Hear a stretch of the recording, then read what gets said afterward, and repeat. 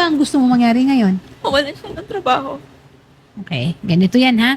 May anak kayo. Yes, Nagsusustento naman siya. Yes. Okay. Ang tinatawag natin dito ay breach of promise to marry. Okay? At saka, Normally, hindi yan actionable ha, yung breach of promise to marry. Except kung ang mga circumstances nito ay yung malapit na talagang kasal at marami nang nailuwal o nailabas na pera. At most, yung may damage. Kung mga dapat may danyos. Okay? Alam mo rin naman siguro, Jezebel, hindi naman pwedeng ipagpilitan ang Yes, puso at damdamin Opo, kung alam ayaw ko na po talagang yun. tumibok para doon. hindi Oh. siya pinayagan dun sa trabaho niya mag-leave. Nag-reason pa siya na i-reschedule yung kasal. Oh, Sabi yun niya, pala. pwede ba next year na lang yung kasal? Sabi ko, nakapag-prepare na tayo lahat. Wala nang kulang. Ikaw na lang yung inaantay.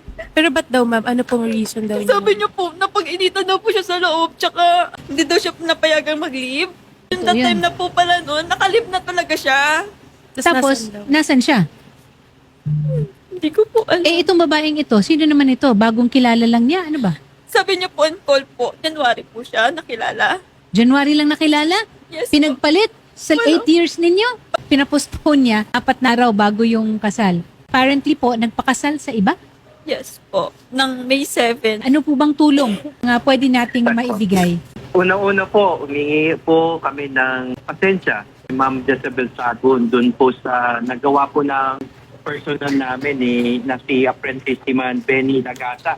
Makaasa po kayo, ang Internal Affairs Service po ng Coast Guard, kung ano po yung nararapat na kaso, administrative po yan, substantial evidence lang po kailangan natin. Paparusahan po natin para po hindi na po gayahin at pamarisan ng iba pang mga Coast Guard. Ang nawa niya po ay maharap po siya sa isang grave offense. Ito po ay maaring i-dismiss po siya from the service. Yun. That is a grave offense and the penalty is dismissal from the Coast Guard service. Alam niyo po, pag may halong panloloko, pandaraya, at hindi po pagtupad dun sa pangakong pagpapakasal sa isang babae po, lalo na ito may anak, meron pa pong kasamang emotional and psychological abuse. Yes. Ito po ay kakatanggal niya sa serbisyo. Doon lamang po, kaya po aksyonan po natin yan, ma'am. Okay. We will act on that. Thank you. At, thank you very much, Admiral Oliver Tanseco. Benny, hindi kita tatawaging apprentice seaman dahil hindi ka karapat-dapat na gumamit ng titulo na yan. Ha? Ay, ma'am. Nagpakasal ka sa iba? Ilang buwan mo lang na nakilala? 8 taon?